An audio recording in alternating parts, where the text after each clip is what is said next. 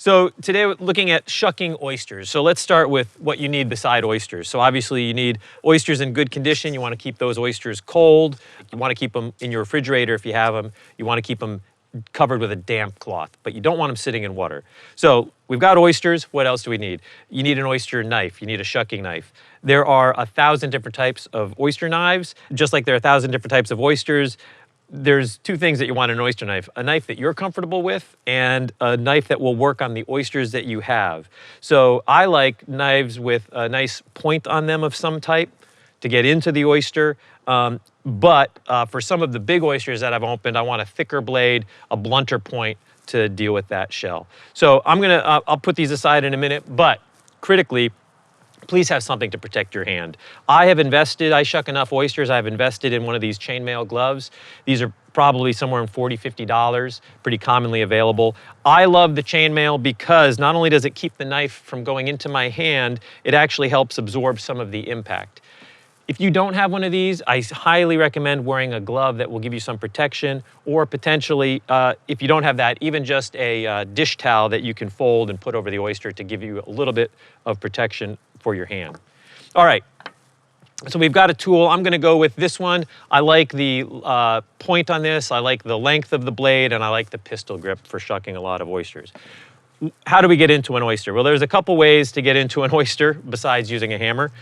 One would be shucking from the hinge, back shucking, and I'll show you that. That's my preferred method. There's side shucking, where you go in from the side, and there's bill shucking, where you go in from the lip. There are people who are very good at each of these. Let me show you what this looks like inside the oyster. So I've opened up an oyster already to show you what we're going to try to do. So the oyster is made up of two shells that are closed together. Well, what holds those together? Well, if you open up the oyster, the thing that was holding this oyster together was this adductor muscle. So this muscle right here, this tissue, was attached here. In fact, you can see I left a little bit of that muscle tissue on the top shell. That's attached to the top shell and the bottom shell. And the oyster is staying closed by pulling tight on that muscle. So the way we get into this oyster is we sneak in from one of the angles, either the hinge, the side, or the bill, and then we cut across the top valve, the top shell there, to free the top shell from the oyster. And then ultimately, we're going to also make sure that we get that oyster free of the bottom shell. So you can see right there, I've cut the shell loose, and so now that meat is loose in the shell. So let me put that over here. One of my tricks that I found, if I put this oyster here on this plate, it might spill its oyster liquor. So one thing I've done is I sometimes use the shell that I just used to sort of hold the oyster. All right. Shucking an oyster. Let's pick out, the oysters are going to present you a lot of challenges. Every oyster is different, all right? But if you're going to hinge shuck, you're going to look for the place where these two shells meet. So if I put my knife there, you can sort of see between, that is where I'm trying to get the knife in. Again, you could try to do it here, or you could try to do it here, but you can see these are not as obvious to people as that hinge. That hinge, once you get an eye for it, is pretty clear. What you're looking for here is where this top shell meets this bottom shell. So if you look at the oyster, you got this curve to it. You're gonna go back to that hinge, find that hinge. A lot of people feel more comfortable putting an oyster down to shuck it rather than holding it up in the air. So take your knife, get a firm grip on the oyster, and then you're gonna take that point and you're gonna wiggle it. Now, I'm not shoving that point in there. Wiggle the knife in. I'm not sure that's in enough, but I'm gonna try turning it. Nope, so the hinge falls apart. And look, that's gonna happen. Like, I got a little bit of shell breakage, and that just comes off. That's okay, that's no big deal. Just clean off the knife, go back in. Now, what I don't wanna do is, let's see, get that knife in. Once I've got that point in enough, and notice the angle, I'm not trying to go across with the knife.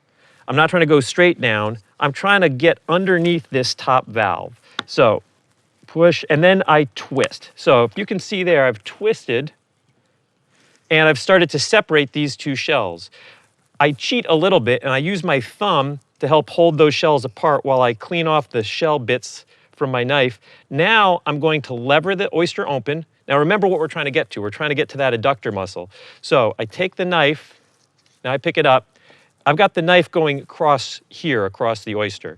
Now I just lever the blade across. And if I didn't sever it completely, I go back and I cut through. And when I flip it open, that's what we're looking to get. I nicked a little bit of the oyster there on the way in. You can clean it off if you want, get any of that little bits out of there. Sometimes when you come in through the hinge, you'll get a little bit of shell bit there. Get that out of the way, and then flip the oyster around, and then cut underneath that muscle. All you do is you push the knife right down against the shell. Try to get that as clean as possible.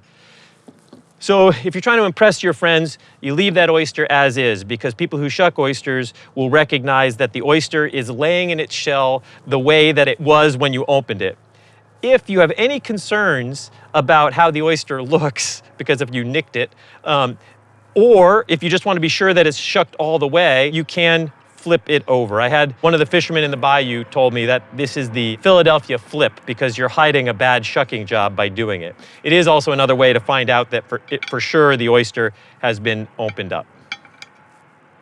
There we go. And I don't have these on ice because I plan on putting these on the grill, especially if you're going to serve raw. I would make sure that oysters are coming from ice and going on to ice after you shuck. You want to keep them cold for the whole duration. People love oysters from the grill. They love the flavor, and it has the advantage, if you're the one in the house who's been asked to open up these oysters, that you can use the grill to help get oysters open. So we've got oysters in the shell, and you can shuck these, but some people like to take them just like this and put them on the grill. We've got this grill going at about 400 to 500 degrees, and I put oysters in the shell on the grill about 5, 6, 7 minutes ago, and I want to show you what that does. So if you can see these oysters, it's clear that they're starting to cook, all right? I've got one, I'll take it right up. This oyster is open. So you can see that that oyster's actually opened up. It hasn't popped all the way open, but it's open and we can get into it, it's cooked. This other oyster, this is one of the problems with doing them on the grill. This oyster is clearly cooked, it's bubbling, but you see, it's still not quite that easy to get into. So I'm gonna take that off. I will tell you that one of the things that we've seen with that, I'll put a bunch of oysters on the grill and some will never open up. They're just, they get stuck shut. I don't know what it is, but they won't open up. You'll have others that do. My favorite way to do them on the grill, if you are comfortable shucking, is to put shucked oysters on the grill. So I'm gonna let this warm up a little bit here, but all right, we've got these oysters. All right, that's good. All you do is take your oysters that you have shucked. We're gonna put them on the grill, as is. We're not gonna put anything on them yet. I'm just arranging them because I just want them to start to cook here. So no sauce, nothing, but they're open. Let's close that up. You're gonna let your grill get hot again, you're gonna let them cook. So I sort of do this by feel, but it's probably about 3-4 minutes depending on the temperature of your grill. So we'll wait for that. For the oysters that we put on the grill in the shell, so we didn't do any shucking, I just want to show you what this looks like. So be careful, because the oyster can be pretty hot. So I let these cool off a little bit. But remember, when you're trying to shuck an oyster, the adductor muscle is right in here. So now the oyster's popped open, so I don't have to do that much work now to just make sure that's cut through, and then whoops, pop that off. So you can see that is still, oh, that's actually loose. So that is a semi-cooked oyster. If you're not comfortable eating raw oysters, this may not be something that I would consider a cooked oyster by seafood safety standards, but that one was easy because the bill had gaped open. On this one, I just want to show you, this can be the challenge, right? I don't see any good place to get into this oyster that was on the grill the same amount of time as the other oyster. So I can play, I don't have my glove on, so I'm gonna be a little careful, but let's see if okay, there. I got the knife in at the bill, I'm gonna just twist it, and then remember, where's the adductor muscle? It's right here. So I'm just gonna cut back, then I bring the knife down here and pop it open. There we go. And that is a perfectly good way to get into oysters. All right, so you can see that the oyster liquor is starting to bubble. So these oysters are cooking. In fact, I might have been able to do this even a minute or two ago, started with this butter sauce, because those oysters, I don't want to overcook them, all right? This is just butter sauce with some lemon juice, some hot sauce, some herbs, and this gets to be the fun part where you start a fire. So watch your hands. I'm trying to spill some of this butter sauce on the fire, because I actually want those flames to come up. All right, so they're starting to cook. I'm gonna just, you can see these are getting really hot because this grill is hot. While we're here, sometimes I'd wait on this, let that cook. I'm just gonna sprinkle some Parmesan and Romano cheese over these. Not a lot. Why not a lot? Cheese is great, right? But these oysters are great, and so especially if you've gotten really nice oysters, some of these farm-raised oysters, we're trying not to bury the flavor of that oyster. We just want to complement that. So let me close that up for just a second. Just let that cheese melt a little bit. And this is going to depend on how done you want your oysters. I don't want my oysters that done. I don't want them overcooked. So you can see some of these oysters are starting to get kind of almost a little dry, and I don't want that. So I'm going to pick those off first, the ones that look like they're going to basically overcook. If you have somebody that's not comfortable eating raw oysters, cook the oysters longer, because some of these oysters are not fully cooked all the way through, but you can see that they're firmed up. But you can leave some on. And of course, you're going to find with this that you get some hot spots on your grill. They're not going to all be done at the same time, all right? So you can see some of these oysters, this one in the middle, look how like that's gotten charred up, and that's okay. And again, you could leave some of these on. If you've got people that are not comfortable, just let them keep cooking. Do warn your guests that the shells and the sauce and the oyster are still very hot. People jump on these.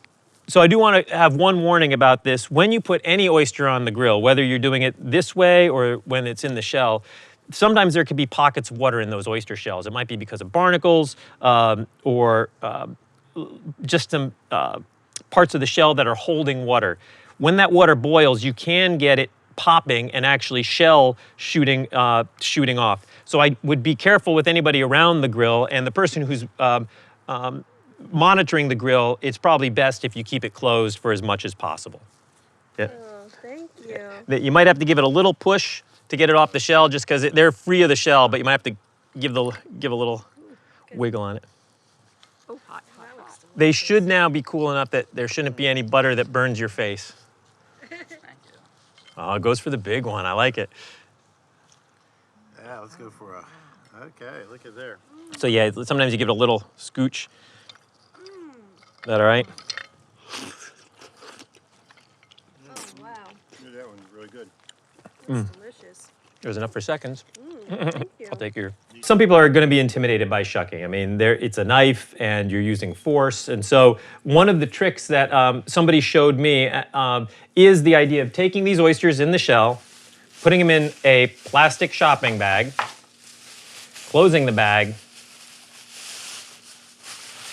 and then putting them in the microwave. Now remember, what are we trying to do here? We're just trying to get that oyster to open up a little bit. We're not trying to cook this oyster.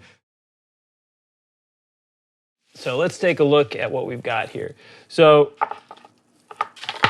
take the knife. You can see the liquor is starting to come out, so that these oysters are starting to, there you go.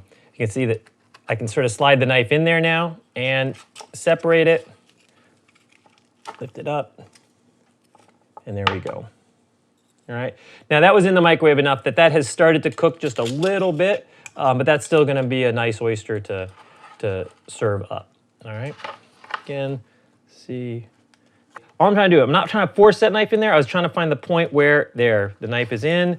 Make sure that we're separated on the top, and then pull that back. There we go. You can see, good to go.